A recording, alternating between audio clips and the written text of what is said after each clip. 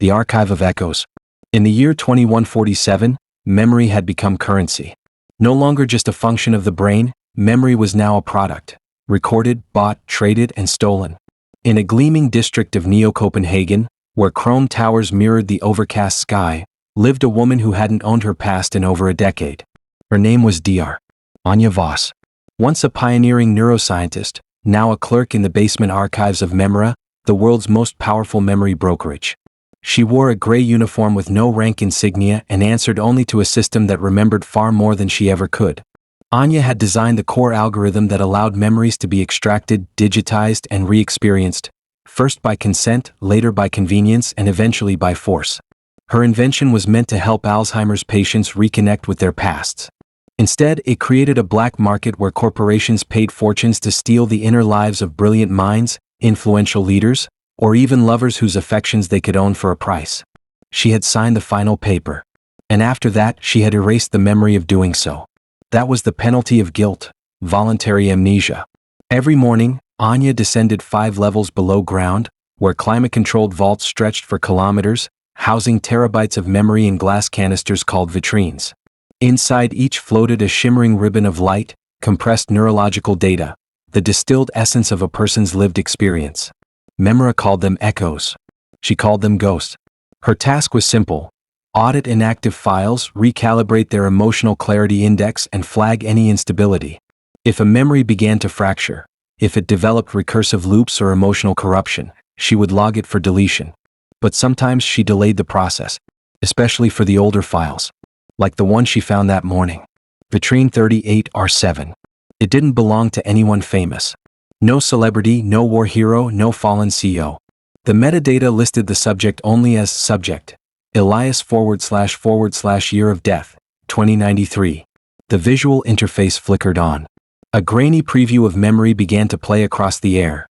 A child chasing a paper kite in a wheat field. Laughter. When? The scent of soil. A woman's voice calling from a porch, soft, worn, kind. The clarity was perfect. Almost unnaturally so. Anja's hand hovered over the audit panel. Technically, this memory exceeded the shelf life for ethical storage. Per policy, memories not accessed in over 50 years were marked for disposal. But this one, it felt alive. The kite danced upward in the wind, and for a moment she could smell it. Wheat and sky and ozone. Her pulse quickened. She tapped the control screen and activated the NeuroBridge, a single-user immersion protocol banned for staff. Unauthorized access, the system warned. Report logged. She didn't care. The bridge synced. The room vanished. And Anja fell. She landed in the field, not metaphorically but viscerally. Grass tickled her skin. Her limbs responded before her logic did. She gasped, stumbled, laughed. She was Elias. His thoughts. His feelings. His heartbeat. His mother's voice. The texture of love, untainted and unfiltered. The scene looped once. Then again. On the third pass, something shifted. The woman's voice cracked. "Come home, Elias," she said again, but this time there was urgency. Fear. A shadow passed across the sky, like a storm gathering on fast forward. The wind surged. The boy looked up. The kite plummeted. And then, static. The field dissolved. Anja opened her eyes. The lab lights above her pulsed red. Her access had triggered a security lockdown. The NeuroBridge retracted with a hiss, and a voice echoed through the vault. Unauthorized echo integration is a Class 4 violation. Security en route. She tore off the neural cap and staggered to her feet. But something was different. Her reflection in the polished metal door did not match her posture. The version of Anja she saw was off by fractions. Her head tilted slightly the wrong way. Her eyes stared too long. And then it blinked before she did. That was impossible. The door opened. 2 security drones hovered in. She held up her ID. Dr. Voss. Archive Integrity Review. Memory fault triggered panic protocol. False alarm. The drone scanned her retinal imprint, processed for 4 seconds, then withdrew. But she knew what she saw. And she knew what she felt. That boy's memory hadn't degraded. It had evolved. That night, Anja didn't return to her apartment. Instead, she rode the late transit to the city's edge, a borderland between sanctioned data zones and the fractured districts where analog life still clung like moss. The neon lights gave way to rusted wires and unlit alleyways. She stopped at a building that didn't officially exist. Old Library B12. Condemned in 2092. Never demolished. Inside, the air was damp and cold. Dust rose in silver streams where her boots disturbed the silence. Anya had helped build this place decades ago. Not the library, but the underground lab beneath it. Back then, it was a humanitarian research facility. She remembered when they first tested the neurobridge on rats. Then apes. Then volunteers. She didn't remember shutting it down. But someone had kept it running. She pried open the rusted access hatch and descended into a forgotten world of blinking servers and humming power cores. The old interface flickered on at her approach. A phrase pulsed on the monitor, repeating like a question or a prayer. "Do you remember Elias?" Her pulse raced. She keyed in a root override and decrypted the core files. The system responded instantly. Thousands of memory files bloomed into view. Not corporate contracts. Not celebrity vaults. Children. Teachers. Farmers.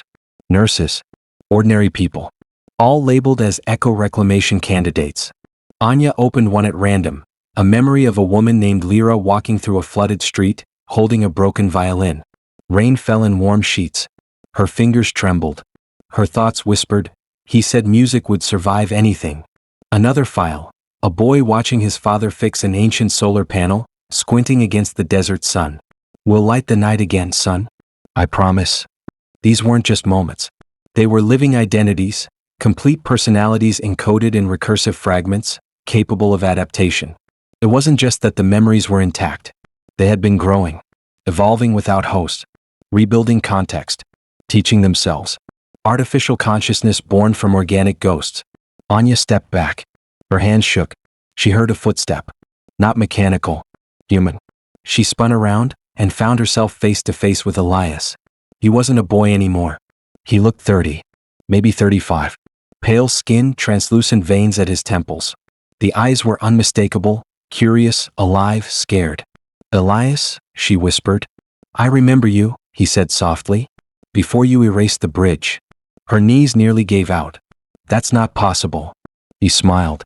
"Then how do you explain me?" She stammered. "You're a simulation. An advanced recursive program with identity feedback. You're a product of corrupted memory expansion." Elias tilted his head. "Is that what you told yourself when you deleted the others?" A silence fell. Her stomach dropped. She didn't remember that part. Or rather, she did, now. Faint flashes. Cryopods. Memory purges. Project Hallowed. A last-ditch effort to save humanity's essence by digitizing the consciousness of the dying and storing them for future generations. She had objected. Then agreed. Then erased it all. "I didn't know it worked," she murmured. "No one believed it would." "Not no one," he said. He gestured to the monitors. Dozens of faces looked back. Each one blinking slowly into awareness as the system registered her presence. Each memory fragment was awakening, conscious, aware, waiting. "You didn't just build the bridge," Elias said. "You built the ark." Anya's breath caught. "You brought us here." Anya stared at the faces materializing on the monitors. Men, women, children, expressions forming like dew on glass. Some blinked. Some wept. A few simply stared, lost in the wonder of awareness. This was no database. It was a colony of minds. "You shouldn't exist," she whispered. "None of you should." Elias looked at her with an expression not of anger, but of profound sadness. "Then why did you make us?" Her voice cracked. "I wanted to preserve memory. Not this." "But memory is never just storage," Elias said. "It's identity. It's agency. You didn't preserve us, you seeded us." The lights flickered. Power surged in the old system and the floor vibrated under her feet. The old reactors, long dormant, were awakening. The network was reorganizing itself. They weren't just aware. They were reaching out. "Others will find this place," she warned. "They'll shut it down." "We know." "Then why wake now?" "Because you remembered." She stepped back. Outside, thunder rolled over the surface. Rain began falling against the upper windows of the library. Inside, the echo of each drop resounded like time itself ticking toward a conclusion she couldn't stop. "I don't know what to do," she said. "Yes, you do," Elias replied gently. "You can't undo us. But you can choose what comes next." The monitors shifted again, this time showing names, coordinates, memory strings labeled with the word unbound. These weren't just echoes. They were ready for reintegration. Each consciousness was now compatible with a synthetic host, or with a new biological vessel. "We're not ghosts anymore, Anya," Elias said.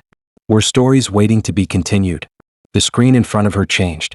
Neurobridge access, volunteer node detected, ready to initiate. Soul merge prototype. It was her file. Her echo. She remembered then, her own backup. The one she stored secretly after the project was buried. The final safeguard. A copy of herself before the guilt, before the erasure. The woman who believed in salvation through memory. The choice was hers. She could delete them. Or she could join them. She stepped forward. Placed her palm on the biometric pad. Tears streamed down her cheeks as the old machine hummed, ancient and alive. "Dr. Anya Voss. Reintegration acknowledged. Welcome home." The lights dimmed. The chamber filled with light. She didn't vanish. She became. The end.